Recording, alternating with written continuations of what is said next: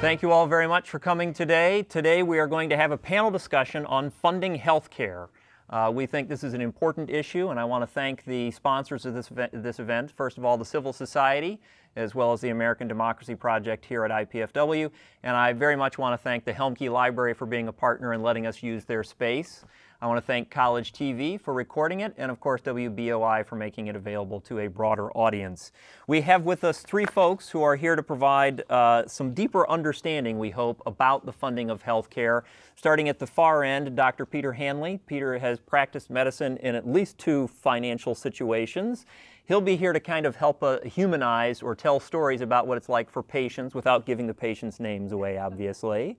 We have in the middle from the Department of Economics here at IPFW, Zafar Nazarov. He is actually somebody who studies health economics, so he'll be able to take sort of the broader view of economics. And then sitting to my immediate left, John Walker, who is an advocate for single payer, and will be here to talk about things from that perspective. Thank you all very much for showing up today. We do appreciate that. And actually, I would like to start with Zafar. If you would, provide us with some of the general descriptions of ways that healthcare systems are actually financed. So in today's world, in developed nations, there are pretty much 3 distinct systems exist. And they have, they call them models. And the first model is called the Beveridge model. And the Beveridge model is named after the British economist William Beveridge, who actually came up with the idea of the single payer system. Yes, in 1946, in Britain, National Health Services Bill was enacted, and that's how the system was introduced in Great Britain. And after that, the other countries of the British Commonwealth also adopted the similar system. Canada, Australia, and some Scandinavian countries also decided to take the same position with respect to the healthcare system, which is Sweden, Norway, Denmark. And there's 3 main features of the system. The Beveridge model, yes, healthcare system, is that universal single-payer insurance system, yes, public health care provision, that means hospitals, physician offices, they're all kind of run by government. Government employs those workers, hires those workers, and pays for the services they provide. And finally, one of the main features of that system is that free healthcare. Yes, care is available to everyone. As soon as you're a citizen, you're available for that healthcare services provided in the given healthcare system. And there's pros and cons of this system. It resolves the equity concerns. Yes, everyone has access to the healthcare, but there's a certain shortcomings of the system, such as it has there's a specifically increasing concern about the long queues and cost control. Yes, and somehow the NHS, National Health Services, always tries to contain the cost through the different actions, and also tries to bring the policies which will eliminate or reduce the queues. And they were successful recently. The second system is known as a Bismarck model, and it's named after the Otto von Bismarck, yes, the Chancellor of Germany and Prussia. And the Germans come up with something close to resembling our the United States workers' compensation system, and then that grew into something known as a social health insurance system. So in this system, the people have compulsory, they mandated to buy health insurance, and the health insurance provided mostly by the government, statutory health insurance, yes, which everyone should have access, yes, all individuals. And if they're unhappy with the given coverage, they can go on top of that and buy additional insurance coverage, yes, for themselves, depending on the income. And there is this system is adopted by the Germany, since it's called the Bismarck model, yes, and Japan took this system. Switzerland, Netherlands, Israel, France, those countries actually decide to take that road. So pretty much, again, it's universal insurance available to everyone, whether you're unemployed or employed. The insurance system finances through the payroll taxes, so let's say 2%, let's say, yes, 2% out of income. So if you, for example, earn $1,000, 2% will be $20, that's your premium. If you if you're unemployed, zero, but you pay $0 as a, or zero amount of any currency to the system, but you still eligible for the health insurance. And the one interesting aspect of the system is that there is subsidization happen. That means healthy and high income individuals, they subsidize low income and less healthy individuals. But this is kind of raises the addresses something known as equity, yes, solidarity. That means people, they have solidarity with respect to provision of the healthcare to everyone.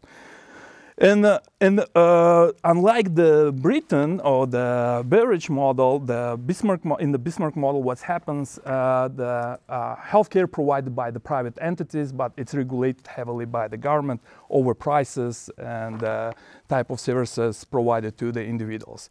Okay, so this is another model, and the third model, it's known by the American model, yes, it's understandable. And why it's called American model because it's run in United States, yes, I mean. And the main feature of this system is that it's a private health insurance market, yes. Individuals can buy insurance through or obtain the coverages through the employer-provided health insurance or buy it from the private health insurance market.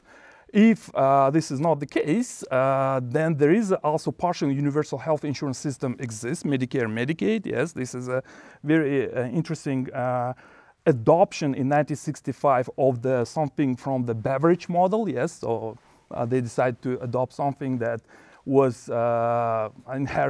introduced in Great Britain.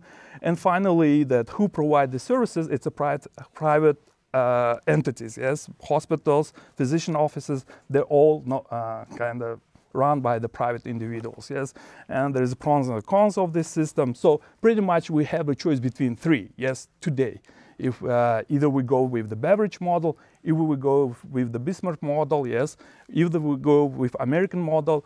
Now the final note is that world is converging into the one, all these models converging, and the Britain also introduced some something in market-based approach. Yes, the Germany and or the Bismarck model also the countries which run the healthcare system based on the Bismarck model, they're also bringing some components of the American model. And Affordable Care Act actually moved us toward the Bismarck model closer. So all these three models converging today. And that's what the future, I think that we end up with some synthesis in the future, yes. So technically three different models, but there is some convergence happening here with each model adopting a little bit out of the others. Yeah, the problem is that each model kind of please one segment of population, displease another segment of population. Political will and political forces try to please the unhappy side, so bring something from other models.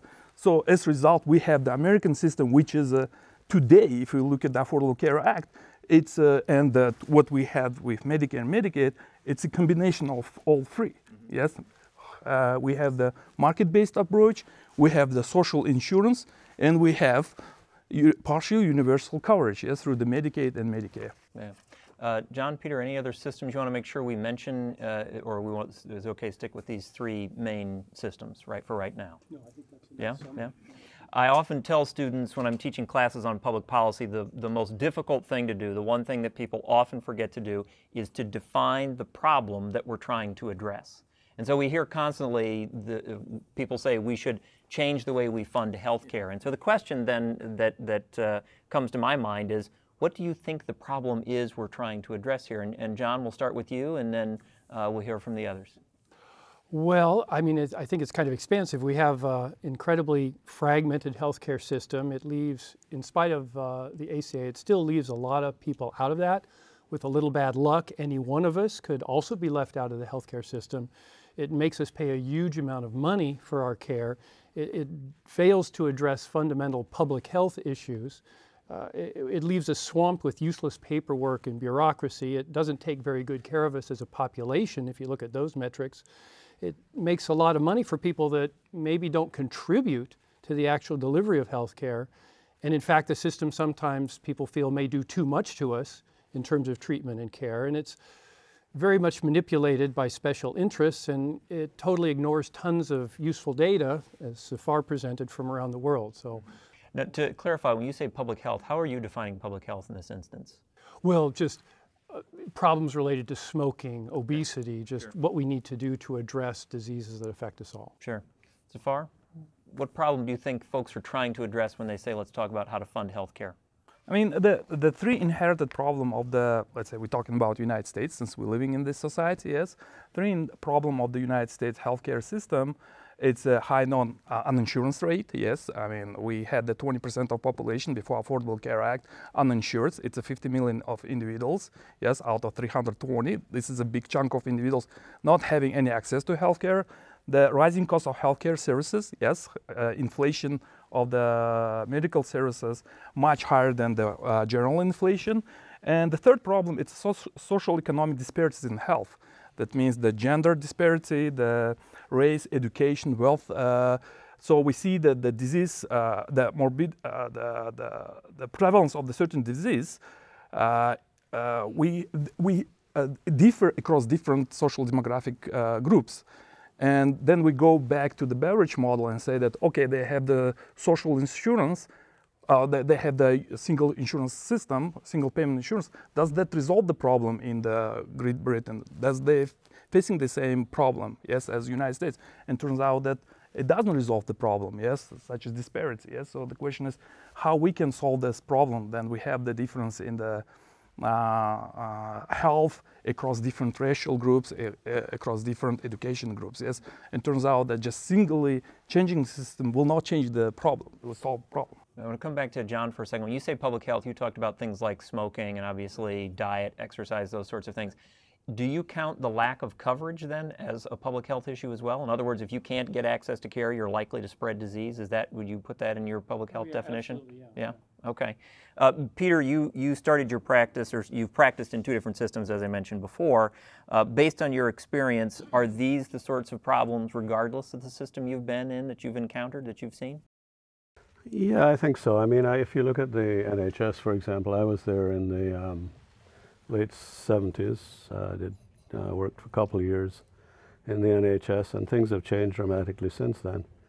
But to my mind, you know, Speak up a little bit, Peter, so I can hear you. to my mind, the major issue that I see, the thing that drives most things, is cost. If you look at the NHS when it started out, in dollars which were adjusted for current day dollars, even though it was like 500 million bucks, the pounds that they spent at that time setting it up. In today's money, it's about 10 million that the system cost at the beginning. And they stressed prevention. They did, you know, lots of free vaccines. Everybody had access. And they got swamped because everybody had free access. Okay, so the costs have gone up all over the years. And the costs have gone up because in the UK, they don't have the same kind of costs that we have. But their costs have gone up tenfold in that period of time. And it's because of aging population, increasing technology issues, costs of pharmaceuticals, because the pharmaceuticals in the UK are paid for by the government. There's a standard fee that people pay regardless of what they get. So if you look at the costs, they're just exploding. And I think the main cost these days that we need to control are pharmaceutical costs and administrative costs, because those have skyrocketed.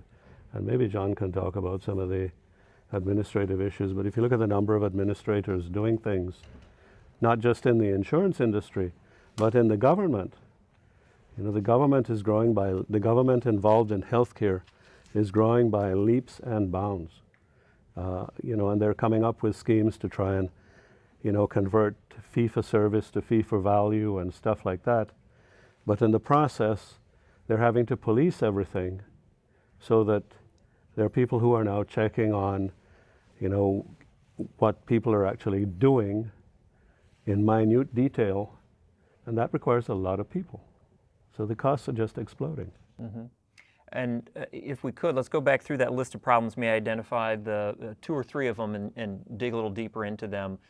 Peter sort of suggested administrative costs being one of the places we might spend a little bit of time, as well as increasing costs for things like pharmaceuticals or specific procedures.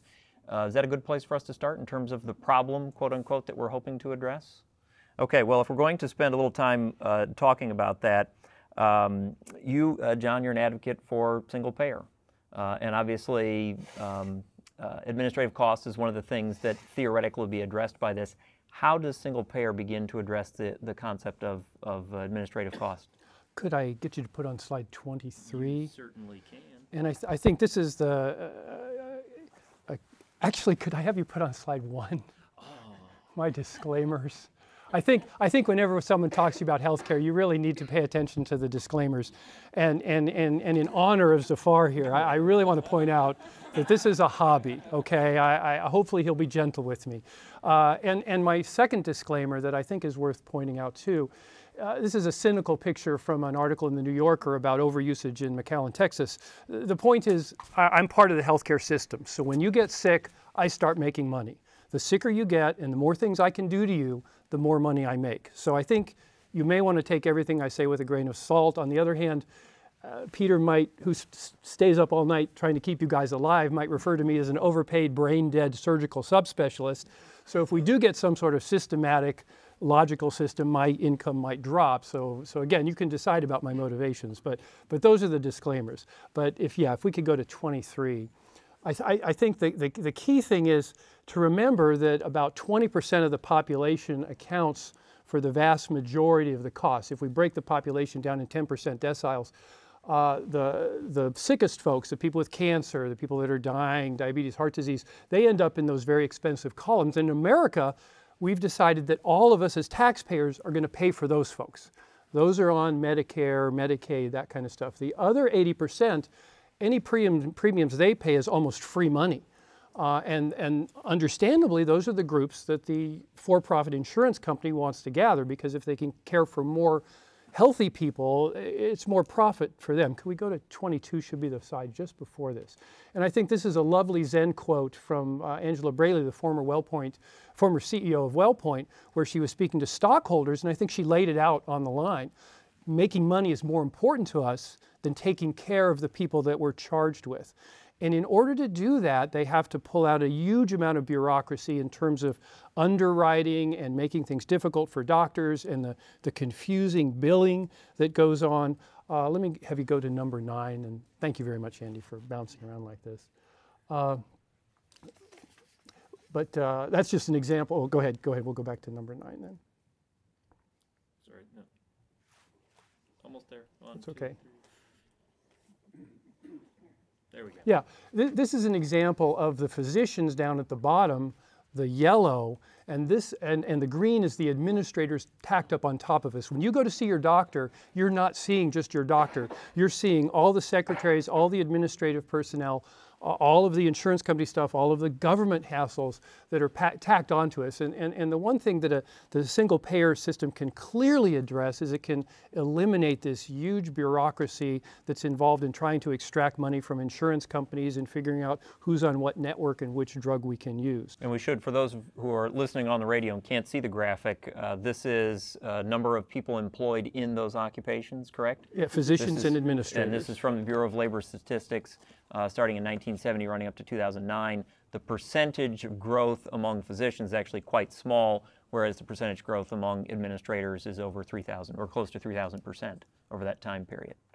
Yeah, and it's estimated the amount of money we spend on excess paperwork from administrative issues, particularly involving the insurance industry, that if we could divert that money to patient care, we could almost pay for all of Medicaid patients. Now, when you say excess paperwork, give an example of what you mean by that. Well, the best way to understand our healthcare system, if you haven't been sick, I mean, the best way to understand your healthcare system is to be sick. And unfortunately, that's the moment when you don't want to and don't have the energy to understand it. But imagine going to the store, and the store has to accept all the currency from around the world, and the value of that currency changes every minute, and the value of the products changes every minute. So you want to buy some meat, you have to figure out what you have, how much it's worth. and all these other calculations. So in my office, about 30% of my office staff effort is spent fighting insurance companies and dealing with those kind of hassles, and then being told we can't take care of a patient a certain way, or filling out paperwork to get some sort of drug. And it's frustrating, because if all of that administrivia helped me to take care of my patients better, I would accept that. But one gets very frustrated because you realize all the obstacles that can be created if someone doesn't go through that hoop or jump over that fence. Then the insurance company doesn't have to pay. And so it really feels like a large amount of it isn't to make healthcare better, it's to generate revenue for insurance companies. Now, Zafar, in other systems, in particular, let's take the beverage model. What's the difference in cost to administer versus, say, the U.S. model? To be honest, I don't know if the exact answer for this question is, but if I remember well, based on the data for United States, what we spend 12% on administration of the whole healthcare cost. Yes, I mean, so I don't know how maybe that would match with the numbers provided by Peter. And yeah, there is a raising concern, yes, because we're spending on something unproductive, and whether the moving to the other system will resolve that problem, I don't have the answer, but for that exactly statement. Mm-hmm. Peter, John said that in his practice about 30% of the time is, I believe the phrase was, fighting with insurance companies. What's it work? Do you have any idea what it's like in your practice here versus in Great Britain? Oh, I have no concrete idea, but it's a universal system. I mean, you know, there are rules, there are fee schedules, I mean, it's not, in the UK, it's not totally government run. I mean, the government runs the hospitals. The system is different. There are general practices, and they are providing preventive care as well as, you know, funneling their patients to nursing homes, which are used to a greater extent in the UK. And I think part of it is that it's more of a socialist type setting, and people are willing to accept end-of-life issues more so than they are in this country, where, I mean, this is another issue which we may talk about, where people actually expect everything to be done. And the end-of-life care, the last 6 months of life, probably accounts for, I've heard figures of up to 30% of the healthcare budget. So that's part of the reason why costs are high in this country as well. And it's very difficult when you have a family that does not accept that mom, who's, you know, 90 years old and has a brain tumor, might just go to a nursing home. I know that's hard, you know, for you to hear that, but in the UK that would be much more acceptable. And so there are these large nursing homes in the UK where at end of life, which is, you know, when you're geriatric, each general practice group has a geriatrician or two. They funnel people into the nursing homes and look after them there when their end of life issues come up. And that does decrease costs. Now, when it comes to it, though, it's not just folks who are a little bit older who want it all, so to speak. There are young people who they hear about new technology and they say, yes, I would like that diagnostic tool instead of this diagnostic tool. So does this function like does healthcare function like a market? I mean, what I know from my personal investigation or my seeking the knowledge, the beverage model or the model which exists in United Kingdom, they're very concerned on cost effectiveness.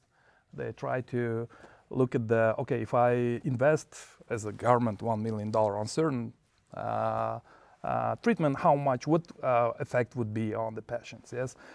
In the United States, in the American model, the cost effectiveness, it's not the big concern. So that's why that might be explained why there is a rising healthcare cost in this country, because sometimes the resources wasted without much effect. Yes, I mean, there's still a lot of discussions whether certain procedures are actually cost effective, yes, whether they actually have any effect on the consumer's life. so yeah, I mean, that's driven by the market. Yes, I mean that market-based approach leads to the situation. Then the doctors, they have ability to set the price as the way they want. They can be considered as a monopolist. Yeah, they have some bargaining power, and they have more information about the individual's what a diagnosis, yes, the true diagnosis, and they can use on the advantage, yes, which is called asymmetric information. Then this is the problem of asymmetric information we see less in the United Kingdom, yes, because of it's a free. It's there is no. You don't have choice to be in the system or not to be in the system. You will be insured anyway. Yes. While in the American system, yes, there is a lot of asymmetric information from the side of the client, consumer, and from the side of the doctor, creating probably some sort of this, that changes too fast in prices. Yes. I mean. The second issue that Peter raised that's getting us going down a road of problems we would like to resolve would be escalating costs, and pharmaceuticals were what he identified specifically. Once again, we'll come back to you, John. When it comes to controlling costs, if you can speak specifically to pharmaceuticals, great. If not, then rising cost in general. How does single payer begin to address this? Can I have you hit slide 4? You bet.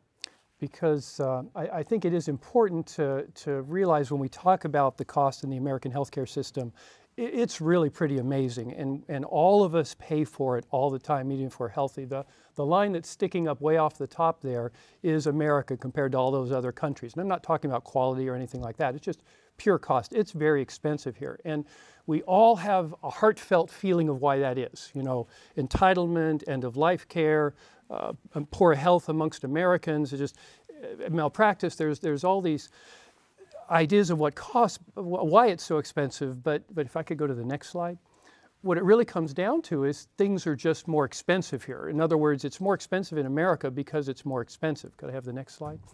America is the purple bar. These are all the prices of every other country compared to America, and the purple bar is America. And you can see it's all really high. And from my personal experience, I remember vividly about 15, 20 years ago, we do a test in my office that I billed maybe $200 for.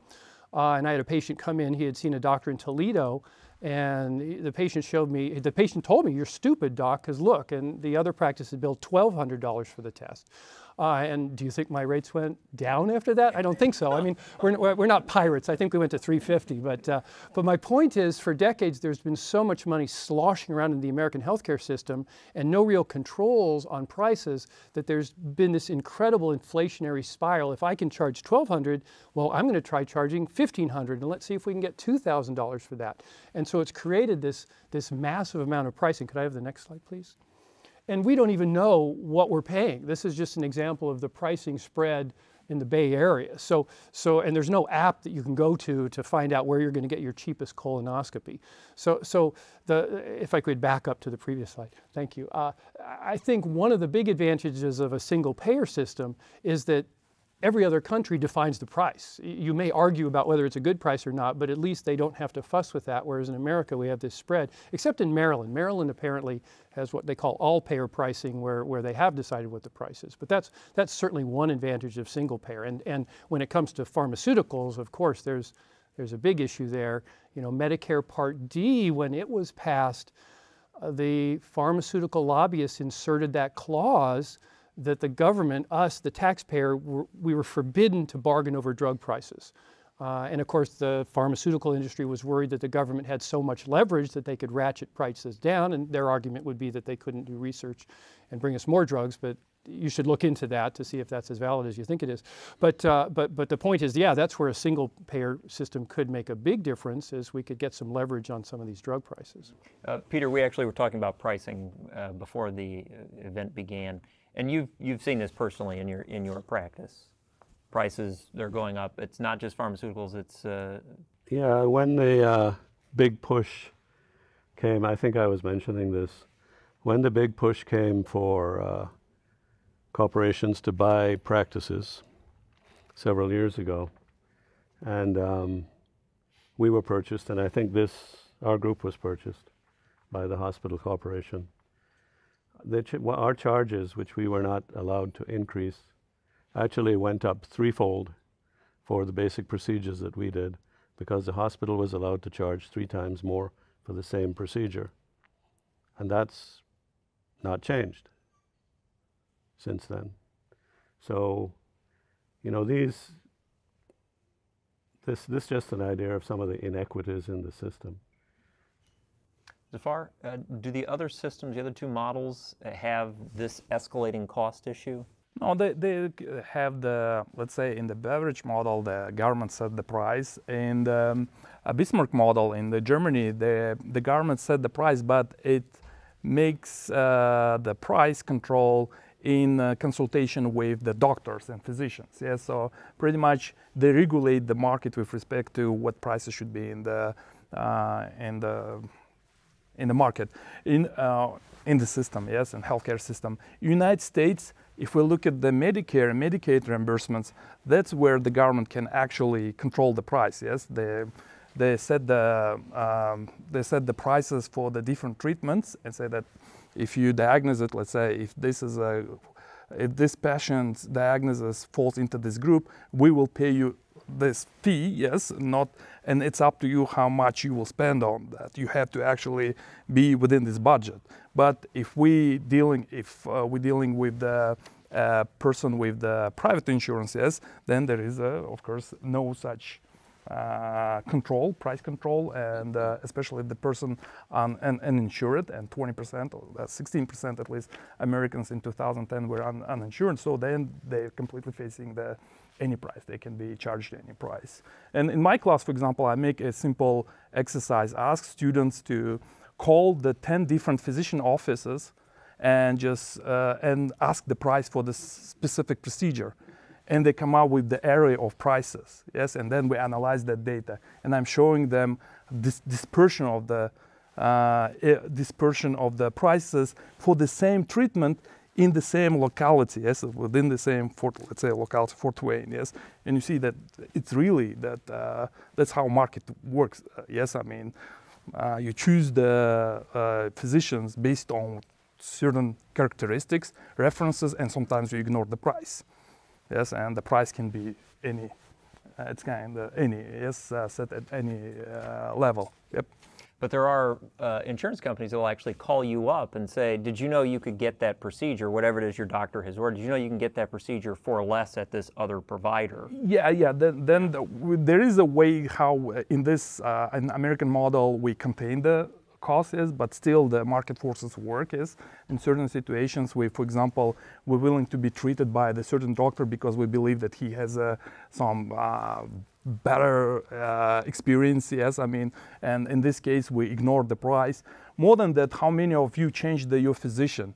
You probably stick with the same physician and there is some sort of the loyalty relationship exists, and over time that you might be priced differently, yes, because of the bargaining power that the physician has over you, because of you stick with the same physician for many years and you're not checking what price he's charging you, because this is sometimes the insurance company just paying, yes, I mean, so.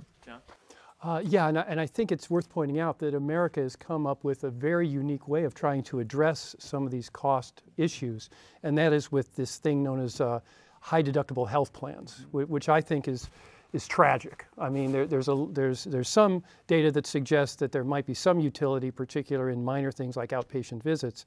But what I see is patients that suddenly have to pay the first several $1,000s of their care, ostensibly because if we get people to do that, they'll become smarter shoppers and they'll bargain over drug prices and they'll bargain over MRI scans. And correct me if I'm wrong, but I think studies suggest that people don't really do that. But what they do is they go blind, they get sick, they die because they're basically functioning as uninsured patients because they're scared to spend that $1,000 or they don't have that several $1,000s. So and it's really puzzling because most of office visits are for stress-related problems or stress-exacerbated problems. And we know when people start to run out of money, they get stressed. So we've somehow created this self-perpetuating healthcare system where as soon as you go to the doctor, you get stressed because you're going broke. So you get more diseases and you have to go to the doctor more and more. And I think a single-payer system would be able to help break that cycle a little bit. One of the issues that was brought up earlier, and this will be the last one before we move to a couple more questions and then questions from the audience, is this issue of social disparity. Zafar, you brought this up and you talked about how the 3 systems still all have a little bit of social disparity, but is there one that you think manages to address these issues a little better than the others? I mean, in United Kingdom, in Great Britain, they made investigation. They just look at let's look at whether the high-grade garment workers different in health than the low-grade garment workers. They face the same system. Yes, there shouldn't be any disparity, and they found a big disparity between these two type of workers. So saying that was the evidence that system itself will not reduce or resolve the problem of the disparity in health across different social economic groups. Yes, because of other factors affects our health, such as how much we're willing to invest, how much knowledge we have. So there's differences the way the individuals behave, social norms, traditions, which embedded into the American system, and that's why it can be so different than what the average Briton behaves. So that's why the result can be completely different. Yes, I mean, you have to take into consideration the institutional aspect, yes, and the social norms of the individuals within the system. And yeah. Realistically, in the United States, even if for some reason single payer were to become the way we would go, folks would still seek out private insurance if they could afford it, and so the disparity will still be there. Disparity will be there, but in Great Britain they found that, for example, lower-grade garment workers, they face more more stress at the workplace. That might explain why they're sicker than, for example, high-grade garment workers. Yes. Can the healthcare system eliminate that? No. Yes, that's a completely different story. Yes, I mean, so if we're looking at, let's say, disparity in health between the African American individuals and the Caucasian individuals in the United States, you need to understand the essence why there is a disparity exist. Yes, and I don't think that it's triggered always by the access to the healthcare, but some other factors, yes, norms and traditions. Yes, I mean, and changing this system to making this more equity, bringing solidarity, might resolve, might not resolve. It's very hard to say because of whether how institutions will be affecting how they will be playing with the healthcare system. That would be the main question. Yes.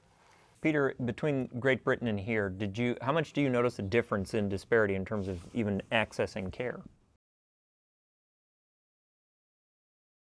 I was there a long time ago, and I think things have really changed a lot since then. They've really tried to upgrade the system. But I think I agree with Safar. There's always going to be disparity of that kind. I think a lot of the issues here are the difficulty in accessing care and the fear of what it's going to cost. And a lot of people sort of live by going to the ER because they know they can get in there, whereas making an appointment in a doctor's office is a lot more difficult. There's lots of insurance issues that you got to go through, and so on and so forth. So I think access to care here in this country is appalling, and can be greatly improved by a single-payer system, for example, where access to care should not be a major issue, unless, the primary care base is not sufficient. And it really is not sufficient in this country at this point. It probably is sufficient in the UK. But the system is structured differently in the UK. The hospital system is run by the NHS completely. And the outpatient care is mostly private. But the structures are very similar between the different groups. So I think access is one of the major reasons why we have sicker people here. Now, in the end, all of these plans involve some level of government involvement. Some people make the argument there should be as small amount of that as possible. Others say take over the whole system and simply make it a government-run system. What are the factors that you think people should be looking at when trying to decide the appropriate level of government involvement, especially since we're seeing the systems kind of converge or at least modify themselves and take on parts of the others? What are those factors we should be looking at, John? Can I ask you to hit some You can. Sure. I think, can we go to 13? This is what my life's calling is, actually, just in case things don't work out. Says 13. Yeah, I think this is a slide that it's important to focus on, because the meme is that Medicare is going to bankrupt us. It's too expensive. We certainly can't spread it out to other people. But if we look, and I apologize because this is several years old, but as a percentage of total healthcare spending, the colors there are Medicare and Medicaid. The gray is where the rest of us are that aren't on Medicare and Medicaid. So we as a society, once again, have decided that taxpayers will pay for the oldest and the sickest of us. And notice that that's actually pretty cheap. Okay, because of the pricing and the payment schedule and the lack of bureaucratic hassles, they can actually take care of the sickest and most expensive of us relatively cheap. So when they talk about breaking down Medicare or privatizing Medicare, that means they're going to throw the rest of us into that gray area where it's more expensive and we have no idea where the money goes. We can see where the money goes in Medicare, not so much in Medicaid because it's state by state, but we have no idea what proprietary insurance companies are going to do. And the other thing that's really fascinating to me, if we could go to 2 more slides, number 15, we talk about life expectancy in America being lower than other countries, and there's lots of reasons why that is. But this slide looks at life expectancy based on age. And so you can see that flat line there is where America is much lower ranked than all the other countries in the world. And once we start to hit around 65, suddenly our life expectancy jumps up to all the other countries. Now, it could be that we're all living the most ridiculous lives and we're burning ourselves out until we finally retire at the age of 65 and then we start living. I don't know.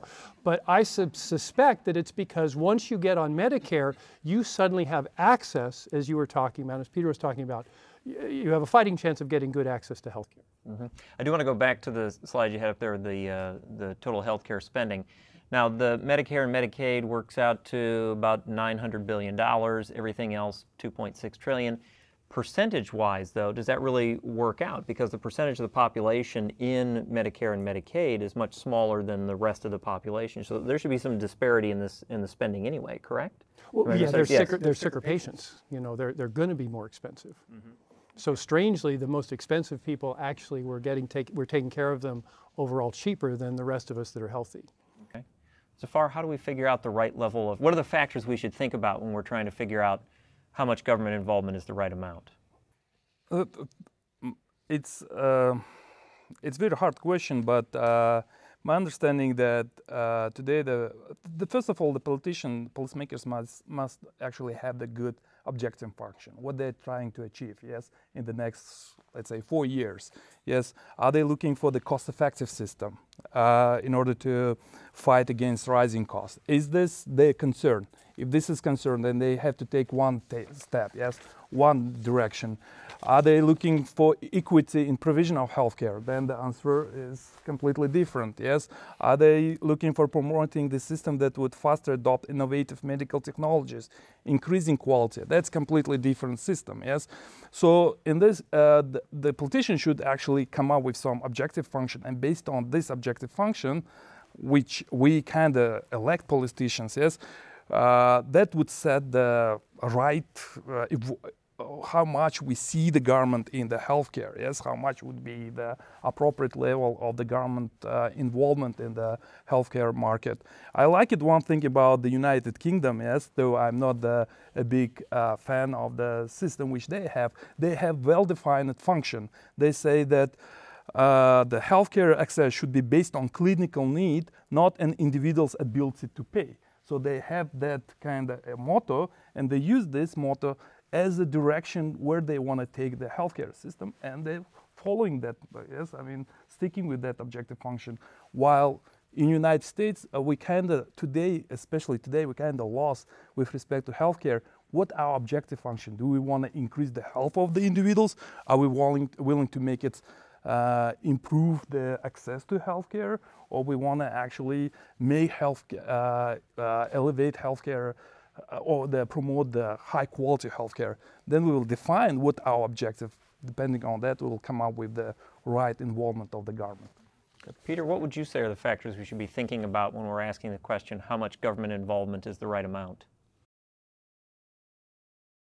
Well, like Zafar said, that's a difficult question. That's why we're saving it for the end. I basically think that if you want to deliver care, you probably need a two-tier type system where everybody's insured. I gather that Vermont has gotten rid of their single-payer system because it's too expensive from a tax basis recently. I think America is a very disparate place. The states do different things, their populations are different. I don't think that you can necessarily have universal care like you can have in the UK, where the government is involved in the majority of things and sets the rules. I think you can do some of that here, but you know, the problem I see is that everybody makes money in healthcare. Everybody. I mean, doctors make money, hospitals make money, everybody makes money. The EMR companies make money. You probably heard about epic bankruptcies, where, you know, with bringing in these systems into the hospital and you have to pay for them now, and you're incentivized by the government to do that. Despite that, hospitals are having difficulty, you know, sustaining that. So I'm not sure how to structure it so that it's simpler. I think it has to be simpler. It's just too convoluted and disorganized and difficult to access and so on and so forth. So I'm in favor of some form of universal care if it can be structured in a way which would be acceptable to the majority of the states or all of the states. What's happening now is just ridiculous in Congress. I mean, Congress gets paid as well because there are all these lobbyists and so on who have different interests, and nobody can get things together to actually make some kind of common goal. You know, what do you really want here? Do you want to take care of patients? Which is what we should be doing. You know, I'm a physician. My belief is I'm here to look after patients. I frankly don't worry about insurance in the office or anything like that. I try not to do that because it interferes with what I'm doing. And there are a lot of interferences which are cropping up now in the form of, you know, having to punch buttons to, you know, get the EMR up to spec so that somebody can churn big data in Washington. And it wastes my time, it wastes my patients' time. It's a nuisance, and it's degrading the kind of care that you can give. And I know I'm straying off the topic a bit here, but as far as government getting involved, I worry about 100% government care in this country. I mean, I think in the UK, where it's more of a social country, and remembering that, you know, people who were kicked out of the UK, out of England and other countries actually emigrated here, and it's a different mindset in this country. So I don't know that you can have the same degree of government involvement here as you would have elsewhere. Now, I know you're not political scientists, but I'm going to ask you a political science sort of question anyway. A lot of people say Congress only acts when it's absolutely necessary. How far away are we, in your opinion, from Congress being forced into that action, regardless of what the outcome would be? How far do you think we are, if you had to sort of place your bets? Well, I think when you get sick, you immediately don't have any political power. So I don't think it's going to be when a lot of people are sick and going bankrupt and that kind of stuff.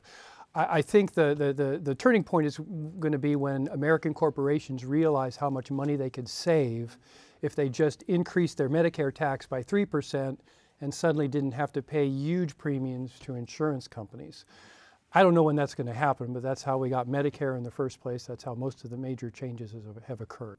But it really is, that fights against sort of a way of life, doesn't it? I mean, that desire for minimal government intrusion, let me do what I want to do, let me have faith in the market system. That's a real difficulty for us in the U.S., isn't it?